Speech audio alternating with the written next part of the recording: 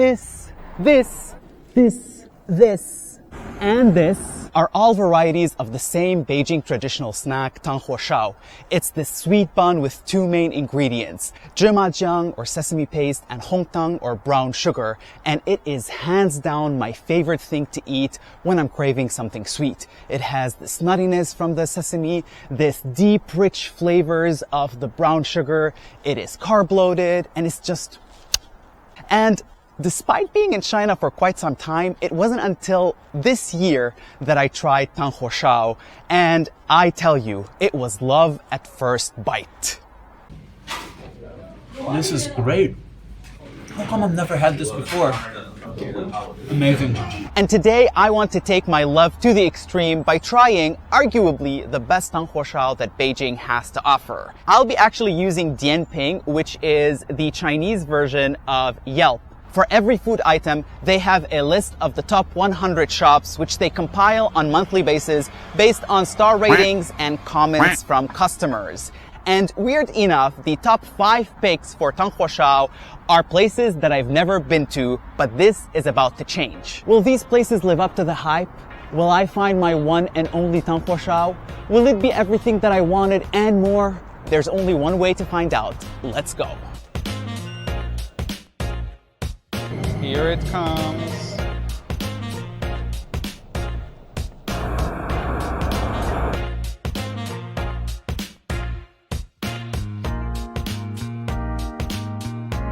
So the thing about Tanghuoshao is that it's all about texture. Depending on the ratio between flour and wet ingredients, Tanghuoshao can be anywhere from flaky and bread-like to fudgy and moist. And if someone asks me, describe your perfect Tanghuoshao. It's a tough one. it's really not that hard. I like mine to be chewy, dense, I like my teeth to sink in, and I like it to be sweet, but just enough. Two of my big no-nos are it being crumbly and dry. That would definitely get the boot from me. And here we are, after 40 minutes on the subway and a bit of walking, we have arrived to the #1 Tanghuoshao shop in Beijing, at least for the month of October. Let's see what they have in store for me. Here we go, trying to find a place to eat. So sitting on the curb is the best place that I could find, and this is the setup that I'm working with. This is like real low budget stuff right here, but I'm hoping that the food would speak for itself. Tanghuoshao is not the most photogenic dessert ever. It's basically just like a brown lump of dough. But don't judge a book by its cover, because what Tanghuoshao lacks in outer beauty, it more than makes up for in complex taste. And I'm hoping this one would not disappoint. The most interesting thing about this is that even though this is all brown, you could see some dark black spots, which I'm guessing is from like the caramelized brown sugar. Ooh! This is the inside. You could see here all the layers, because what they do is they fold the dough on itself before they make it into a bowl. Here goes nothing.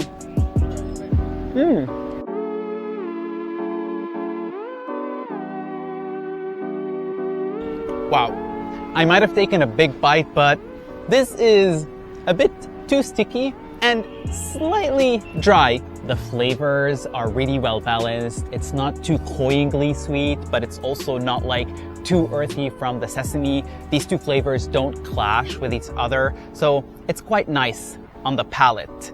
That being said, I do worry a little bit about the texture, because even when I was chewing it, I felt like it was a little bit hard for me to swallow it. Is it going to be the best? We've only just started. Let's continue.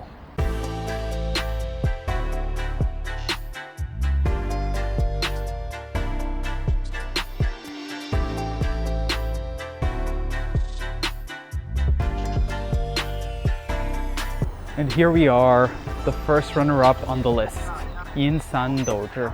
Apparently I have been to this place before. I came here to try mian cha, basically a porridge of millet that is topped with lots and lots of sesame paste. And I must say, mian cha and we did not vibe well. So I'm hoping that this time around sparks would fly between me and their Tanghuoshao. Here we go. And what do you know? Another shop, another alfresco dining experience. This time on this extremely rusty cart. This is significantly smaller than the first one.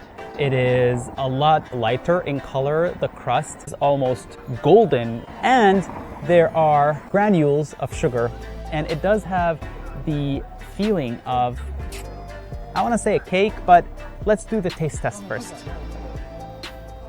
Oh, this one is extremely layered. There are so many layers in here.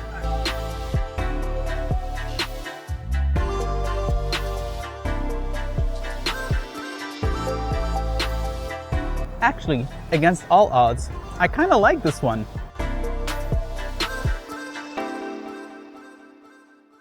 I didn't have really much high expectations for this. I don't know why, but it really came through. It is crispy from the outside. It is flaky from the inside.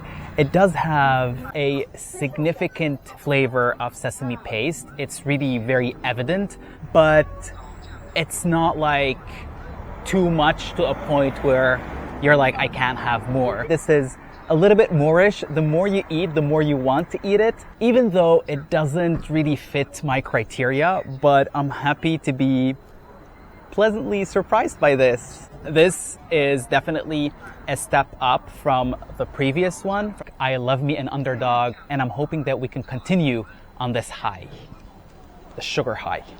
And literally just around the corner from this shop is Tiantan, or the Temple of Heaven.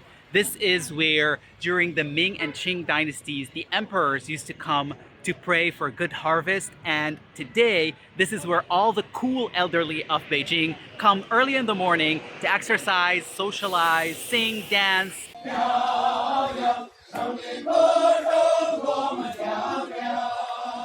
Also, in this park, there are plenty of squirrels. Just an observation. And with this historical interlude, off we go to our third destination.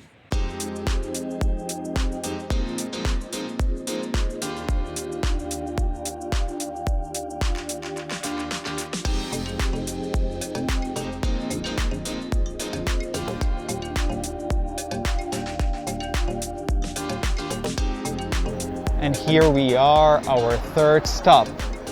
But the shop's name sounds very similar to the first one that we've been to. That one was called Lao Hui Hui Xiao Chu. This one is Lao Hui Hui Can Ting. So I'm not really sure if it's the same chain name, but like two different branches or like completely different stores. Regardless, we're not here for the name, we're here for the Tanghuoshao. 这个不是Tanghuoshao。Tanghuoshao，里面是黑色的。啊，对。Here we go. Number 3. At least now we're sitting inside with better lighting. But is it better Tanghuoshao? It is quite heavy. Like, you could hurt someone with it if you throw it at them. Ooh, let's give it a try.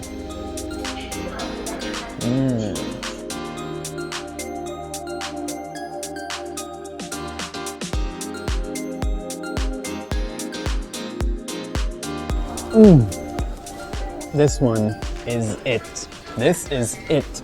Wow. The inside is ooey, gooey, fudgy. It's soft. It's moist. Oh, delicious. Dark, intense, fudgy flavors. Around the core is a little bit flaky, which isn't exactly my cup of tea, but this combination between the two textures is just spot on.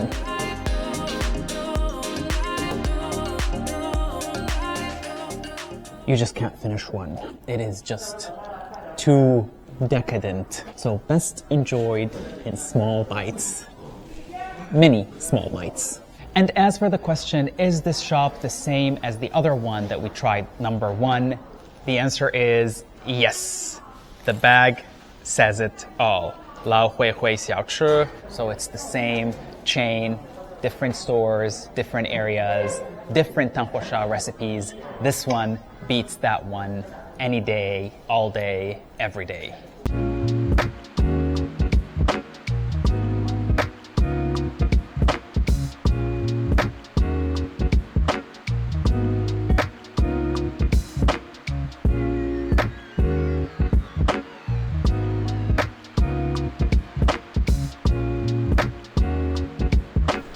here we are, number 4, 是成绩烧饼铺. And it's just a window. Look at this. No place to sit. Looks like a great place right here for a taste test. Here it is. It honestly looks like a beef patty. And this is so far the only round Tanghuoshao. It's super glossy on the exterior. I've read somewhere that you could put laochou on the top just to give it this sheen. It's not too thick. Oh, it's very sticky on the top.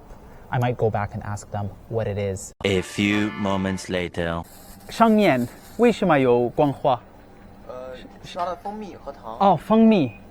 不是老抽。不是老抽。哦，好的。Go figure. Oh, ooh. It wasn't the easiest to break in half. It's pretty much layered, one after the other. Here we go.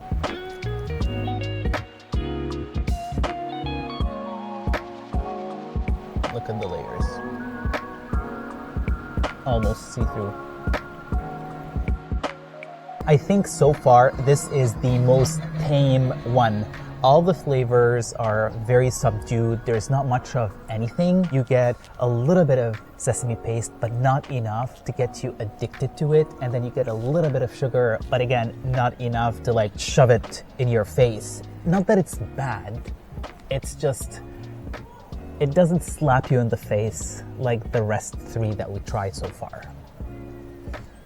I'll still eat it. I am eating it, but I'm just saying. Some of the ones that we tried today were very hard to chew, either because they're too wet or because they're too dry. But this one is really chewy, it's soft, you can take a big bite and you don't have to worry about not being able to swallow it like some of the ones that we tried before. You know who you are, number 1. I don't think it's bad. I think it does have great potential, but it hasn't fully unlocked it.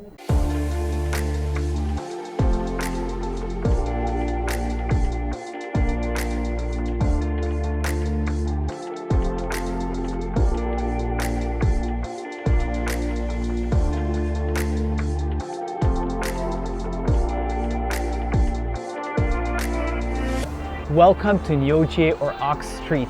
This is where Beijing's biggest community of Hui people live. And Hui, by the way, is one of China's many ethnic minority groups.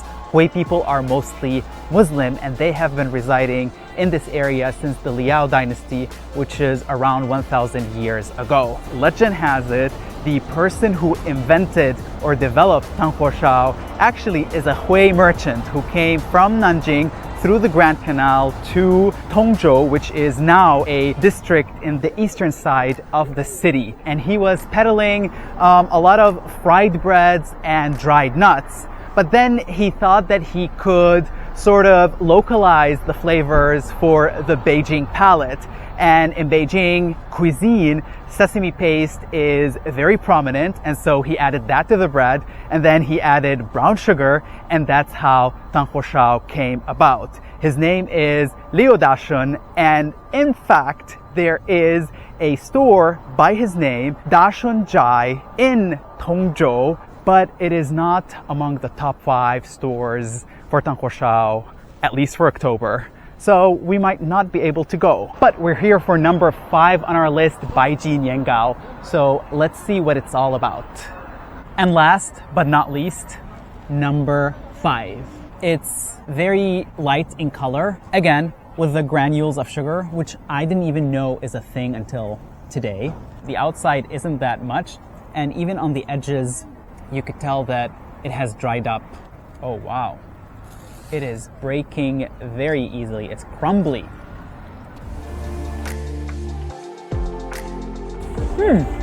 Interesting. First things first, I have to say that this is not oily. The finger test came back negative. The fingers are dry. I find it very brownie-like. It's not ooey-gooey. It's not fudgy. It's very soft and pillowy from the inside, and you could tell how soft it is. The flavors are light. You don't get too much of anything but together these two flavors make something that you still want to eat more of it, but without feeling guilty.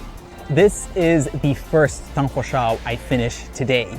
Nothing is left, not even the crumbs. I finished everything, and that tells you something. But I do think that they could do a little bit more work on enhancing the exterior, because hard as a rock, but once you cut into it, the rock is delicious.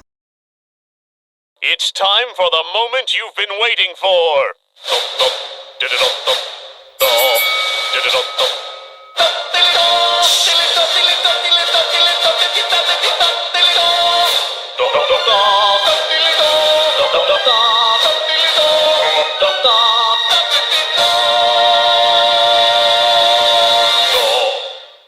So, ladies and gentlemen, in conclusion, the 5 samples that we tried today were not bad. They really weren't. Some of them weren't great either, let's just be honest. But I could taste and see the merit in each and every one of them, and I can understand why some people would recommend these options or rate them highly, because at the end of the day, tastes are subjective and to each their own. If you guys have been to any of these 5 places, let me know how your experience was. If you have not tried Tanghuoshao, I hope that this video sort of piqued your interest. Tanghuoshao is this humble, unpretentious, simple dessert with just a few ingredients, and it packs a lot of punch in the flavor department. So I hope you can give it a try. This was all from me. I will see you next time. 再见. I can't do the hand because too busy. Bye.